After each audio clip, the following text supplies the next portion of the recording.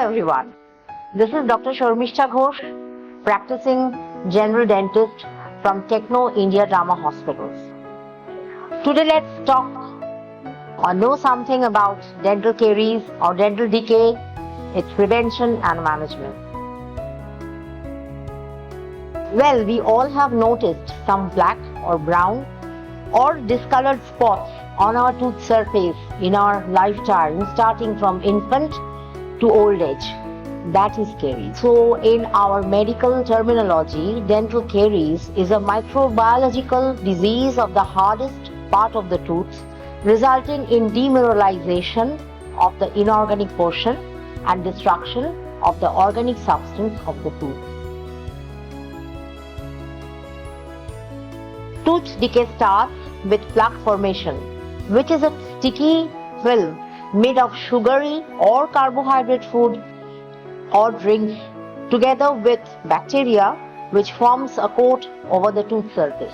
Now the bacteria accumulated over the tooth surface, primarily the Streptococcus mutans, the Lactobacillus, forms an lactic acid, which leads to the erosion of the tooth and the enamel, then the dentine, and then the pulp, and that's how the damage continues.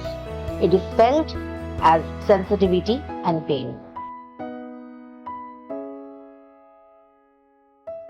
It's the tooth location or the surface. It is the pit and the fissures on the occlusal surfaces of the molars and the premolars, the buccal pit of the molars, the palatal pits of the incisors, the cervical margins of the enamel, the proximal surfaces of the tooth adjacent to any faulty restorations or any dentures. The diet mainly are the sugary food, the sugary drink, the refined sugars, chips, milk, ice cream, which adheres to the tooth surface. Then snacking and sipping all through the day gives a fuel for the oral bacteria to produce more acid. Then a dry mouth. Production of less saliva leads to caries. Saliva acts as a neutralizer for the acid produced by the oral bacteria. It washes off the food debris from the mouth. So less saliva production, example which happens in Sjögren's disease or in diabetes or in vitamin A or B or iodine deficiency, leads to caries. Then improper brushing and not brushing properly after any food intake. Not getting enough fluoride. Young children and old adults are more caries prone. Worn out dental restorations, broken dentures, broken or damaged teeth leads to plaque formation. Then the heartburn or the GERD, that is gastroesophageal reflux disorder. The reflux acid in the mouth from the stomach leads to erosion of the teeth and dental decay. Some eating disorders like bulimia, anorexia leads to erosion and dental caries.